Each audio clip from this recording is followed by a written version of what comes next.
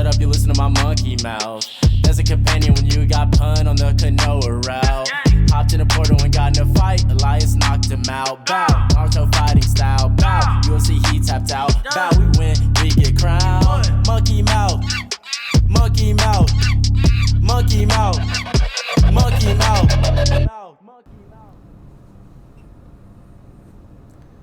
What is up, Armchair Army? It's good to have you back. This is Josh, and on this episode, we're going to be previewing UFC 276. We're also going to go over the UFC Fight Night Qatar versus Emmett and the UFC on ESPN Sarukian versus Gamrot, because these are both really good cards. I'm going to go over them kind of quickly, and then I'm just going to fucking gas up 276 because I'm too fucking hype. I'm not content just to do a review on it. I want to talk about it beforehand, and I didn't get to talk about it enough on the previous one. So we're gonna give it its own episode. YOLO. It's my podcast. I'll do what the fuck I want. So Qatar versus Emmett. I was in the stands. I was at this fight. I thought Qatar won. Cater. Excuse me. I don't mean to pronounce his name wrong. Cater. I thought Cater won. I was there watching it live. It seemed like Josh Emmett moved forward more, but it seemed like Cater was pretty effectively defending himself from everything that Josh was throwing. And it seemed like Cater was landing the more effective counter strikes. I mean, you can see Josh was all fucking busted up. Yeah, I thought that Cater won the fight whenever I was there live.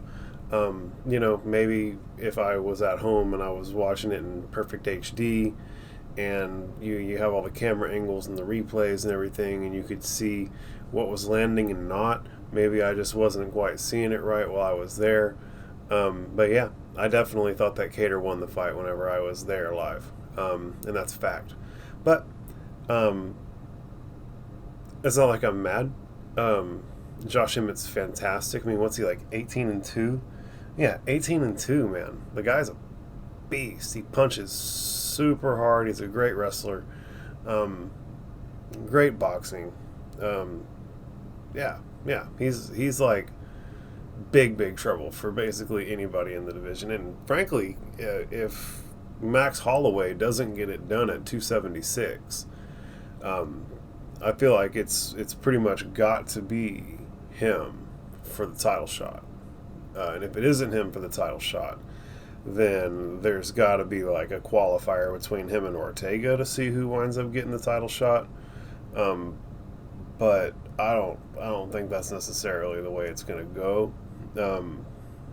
Yeah, I think what's most likely is, as much as I hate to say it, because I'm a huge Max Holloway jock rider. But if you're speaking about probabilities, man, it's probably most likely that Volkanovski gets it done again. And we wind up seeing Josh Emmett versus Volkanovski. Unless Volkanovski wants to move up or do something. Because, I mean, at this point, Dana White's been pretty clear about him being down to do basically whatever Volkanovski wants to at this point, considering the level of work that he's put in his division. Kevin Holland versus Tim Means. Kevin Holland's a man on fire right now. He's chasing down crackheads. He's saving people at the fucking diner. He's whooping ass. He's dropped down to welterweight, and he is looking, I mean, he hasn't lost yet, and he's looking great, man. He wobbled Tim Means on the feet, and Tim Means kind of went in for a sloppy takedown, and he cinched up a Darce, and that was that. He's got those longo arms. They're going to have to give him someone in the top 15 next. It's just the bottom line. That's just all there is to it. They're going to have to give that man somebody in the top 15. Next was Joaquin Buckley versus Dumaev. And this was a really fun fight. I didn't mind this fight at all. I'm going to pull up the rankings real quick so we can see who I would like to see Kevin Holland fighting in the future. He's now at welterweight. So, I mean, there's just all kinds of fun fights right off the bat. I mean, Michel Pereira, Li Jilang, guys like Michael Chiesa, Neil Magny, Jill Knopf. These are all fucking firefights that I would love to see Kevin Holland in. You know, he has an 80-inch reach. He was fighting at middleweight. He's dropping down. I feel like he's a big guy for that division at this point. And you know, to see the way he handled Tim Means, yeah, he definitely like seemed like the bigger, stronger, and the faster fighter in that fight. So it's going to be interesting to see how he does with the rest of the division. So the next fight on the card was oh fuck, I got distracted and started talking about Kevin Holland again. Joaquin Buckley versus Albert Dumiev. Joaquin Buckley looked fantastic. He beat that dude up, and basically between the second and third round, he couldn't come off the stool. I don't know if the doctor called it, if it was a doctor stoppage, or if he just didn't want to get off the stool no more. But at the end of the day, Joaquin Buckley did it. It's going to be interesting to see what they do for him next moving forward. Damir Ismagulov got the 3-round decision over Gumar Kutaladze. It's a good fight.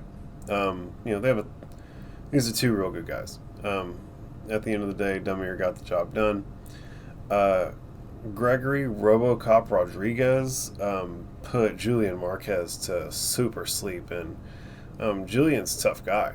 I actually had picked Julian to win the fight, and because I thought that RoboCop was going to go out there and like gas out trying to finish him with all those big old muscles on him, and by the end of the third round, Julian Marquez was going to have like the tide that was going to have come in and drown him, and that's not how it happened, man. Gregory's got big old power in his hands, and he knocked Julian around, and that was that. Oop.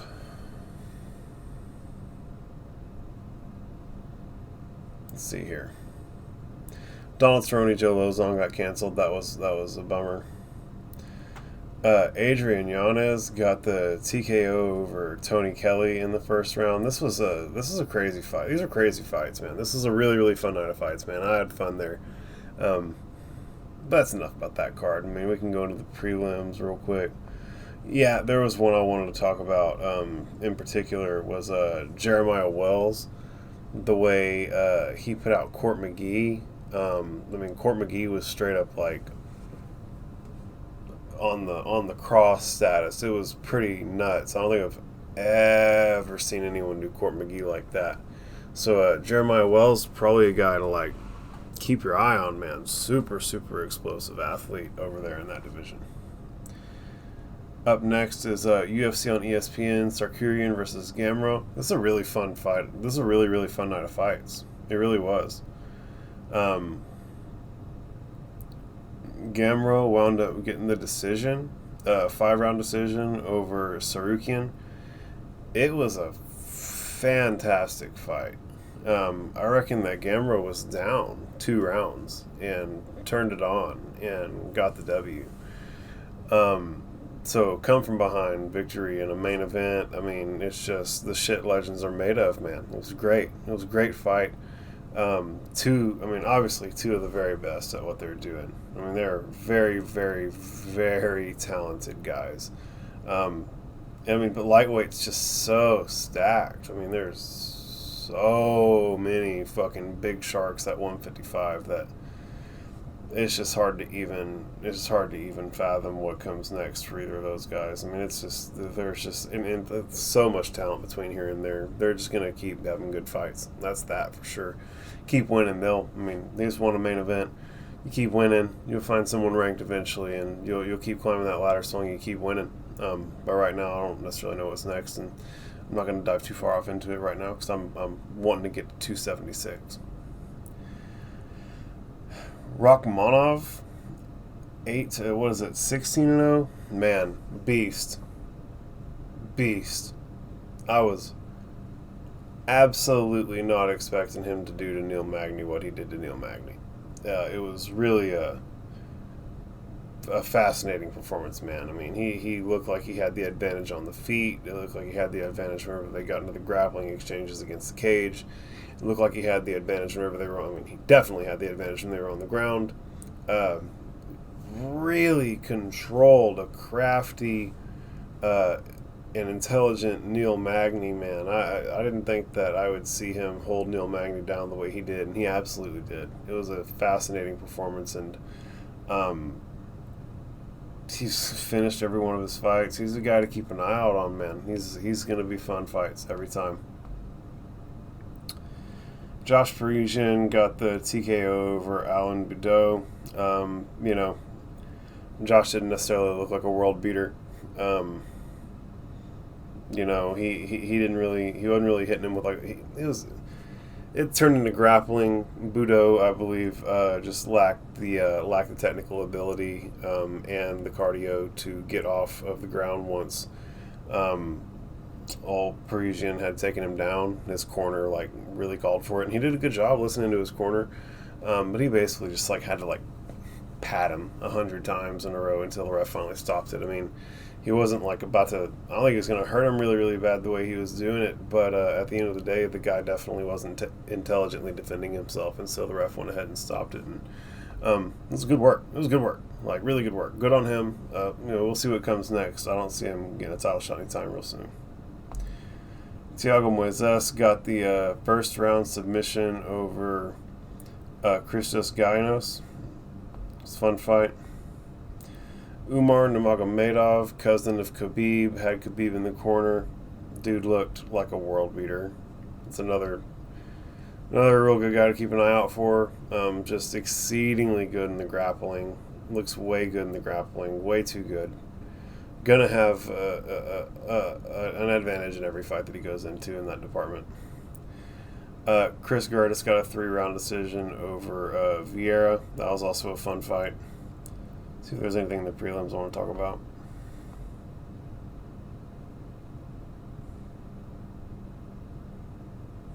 Oh, Carlos Ulberg looked great. Got a knockout 1 minute and 15 seconds into the first round.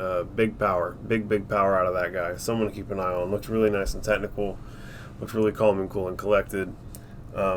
Guy's definitely going to be busting some heads. But now, on to 276. Before I even watched this, I watched the UFC Countdown and really enjoyed it. And the main event is Israel Adesanya and Jared Cannonier. And this is a barn burner, man. They're both excellent fighters. I think that, obviously, Israel Adesanya is the biggest favorite on the card, and for good reason. He's probably the best mixed martial arts striker that we've ever seen. At least one of them. He's really that good.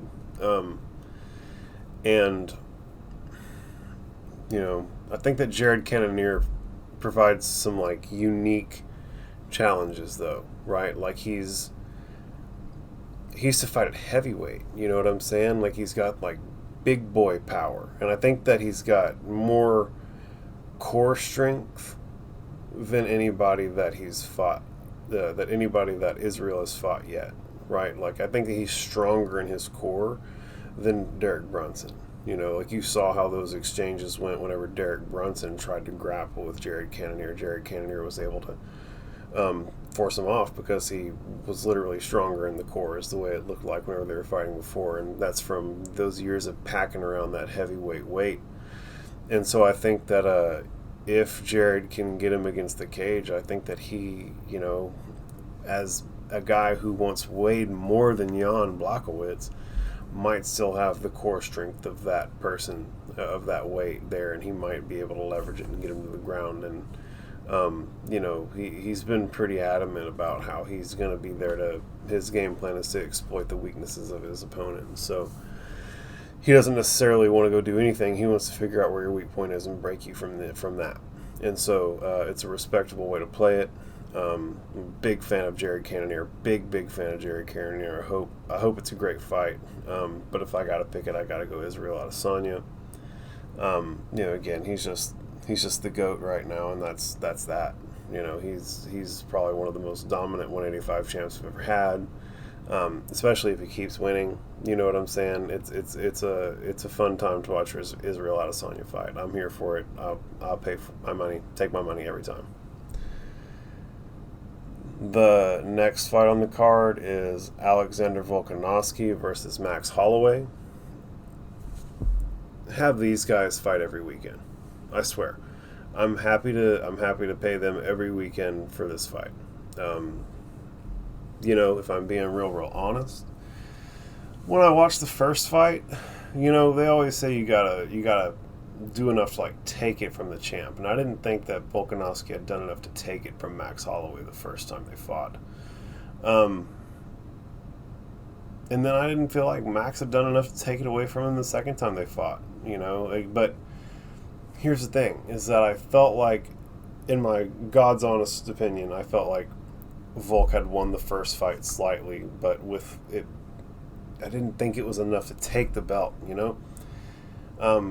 But then it was the exact same thing whenever they fought the next time. You know, Holloway, I felt like really won the fight, but I didn't think it was enough to take the belt, right? And it's just a bummer that it didn't go his way either time, because if you look at the stats from the first fight, it's like they had their numbers flip-flopped, right? And like if there was truly objective and consistent scoring in the way that they're scoring these fights, based on the numbers, I feel like it would have went to Holloway the second time they fought, and just for some reason it didn't. And so, I mean, there's a reason why they're having him fight a third time, even though it's 0-2 to Volkanovski, right? And the bottom line is that if Volkanovski really wants to solidify his place as like the king of 145 and as to really put himself in that GOAT talk, he's got to put the Max Holloway thing to rest. And you know, I think that I don't necessarily think that a super convincing win is necessarily required. I think that he could win another close one, and that would put it. I mean, you beat the guy 3 times. What more can you fucking ask out of a human being? He beat him 3 times in a row. You know what I'm saying? But if he comes out and does something really impressive, and like separates himself in a really significant way, or even gets a finish, it's gonna be like a really big thing for him. But with that being said, I'm a Max Holloway bopper. I'm going to be pulling for Max Holloway the entire time. I really am hopeful for Max Holloway. He's like a sweet dude, a good dad. He like plays video games, like all kinds of up my alley. Really. I do think that like me and Max Holloway would fucking smoke a bowl and like have a great time. And then obviously, depending on how this goes, I feel like if Volko wins, he either moves up or fights Josh Emmett, and if Max Holloway wins, then they just run this back immediately. The next fight on the card is Sean Strickland versus Alex Pereira, and this is a real interesting fight, right? Sean Strickland definitely fancies himself like a striker, and he's really good at it. But I think that Alex Pereira is a whole different monster. He literally defeated Israel Adesanya in kickboxing twice. So there's a reason why he's fighting third on the card and why he's on the same card as Israel, right? They're really trying to build that up to you know, have the guy who beat Israel twice in the past come back and challenge him in MMA. And, you know, maybe Alex is actually the better kickboxer, but this isn't straight up kickboxing. This is mixed martial arts, and I don't think that there's anybody who's doing MMA striking better than Israel Adesanya right now. I mean, if you show me who you think it is, who's doing it better, and you know, there's some great guys, and you know, certainly there's some like good arguments. I'm not going to have like a big to do because you think someone's better than him, but I mean, it's a short list of people in the category of Israel Adesanya in terms of effectiveness of mixed martial arts striking, and that's just the bottom line. But we're going to see how it goes. I feel like if Alex wins, it's a guaranteed jetpack to Israel, right? He wins, he calls out Israel. Israel goes out there and wins and acknowledges Alex, and then they have the fight set up for Israel to redeem himself for those 2 losses in kickboxing, and everybody's going to make a fuck ton of money. With that being said, I feel like if Sean Strickland wins, he should get the same treatment. He should, if this is going to be a title qualifier for Alex Bahia, then this should also be a title qualifier for Sean Strickland. That's very much how I feel. I think that's the only fair way to play it. And so that's what I would be gunning for, is whoever wins that fight winds up fighting the winner of Israel and Jared. Well, if Jared wins, then they probably need to do an immediate rematch between him and Israel. I think that's the only appropriate way to play that, to be really honest. I think he can do it. He's a very, very, very strong guy. We've got Robbie Lawler versus Ryan Barberena. This is going to be a barn burner, period. Ryan is a really fast starter, and Robbie Lawler is a really strong finisher. So if it's gonna go either way, I think it's gonna be that Ryan finishes Robbie early, or Robbie finishes or wins a decisive decision in the 2nd and 3rd round over Brian. But we're gonna see how that pans out. And then Lauren Murphy. Oh, there's Pedro Munoz and Sean O'Malley. Man, Sean O'Malley's my dude. Repping the weed people. I've been a weed head for pretty much my entire adult life. So, yeah, anybody who's doing that, I'm gonna fucks with on the personal level. And then obviously he's a really fun fighter, and I enjoy watching his fights, and I enjoy the way he promotes himself in his business. So it's a lot of fun. Pedro Munoz, the big step up in competition for him. I think it's going to be a really tough challenge. I hope that Sean gets it done. I wouldn't be surprised if Pedro pulls it off. I say that. I'd probably be a little surprised if Pedro pulled it off. I feel like this is Sean's fight. If I'm being really, really honest. But again, it is a big step up. It is a big test. This is where we're going to know for sure exactly how for real Sean O'Malley is. Let's see what's going on in these prelims. Brad Riddell versus Jalen Turner. That's a fun fight. Real fun fight. Jim Miller versus Donald Cerrone. I was supposed to watch Donald Cerrone fight in Austin, but now he's fighting Jim Miller at welterweight and at 276, which is cool for him. That's great. Ian Gary, versus Gabe Green. Ian Gary is someone to keep an eye on, man, for real. Really, really, tune in for that guy. Brad Tavares versus, I don't even know who that fella is, Dricus Duplessis. I'm a big Brad Tavares fan, but I don't know how that fight goes because I don't know enough about the other fellow. Uriah Hall versus Andre Muniz will be fun. Jessica I, Macy Barber, that's fun. Jessica Rose Clark versus, I don't know how to say this lady's name, unfortunately. I mean, no disrespect, but Stolyarenko. So, Jessica I and Macy Barber's for sure fun. I don't know how the other fight's going to go, but man, 276 is going to be a barn burner from top to bottom. I can't wait to watch it. Yeah, that's the bottom line, guys. I really appreciate everybody tuning in. Kind of a short episode, but again, like I said, I couldn't contain my enthusiasm for 276, so I got me a quick recording in, and hopefully somebody listens to it and appreciates it. Guys, thank you all so much. I always appreciate the good vibes. It's Joshua. Peace out, Armchair Army. Monkey mouth, monkey mouth, monkey mouth, monkey mouth.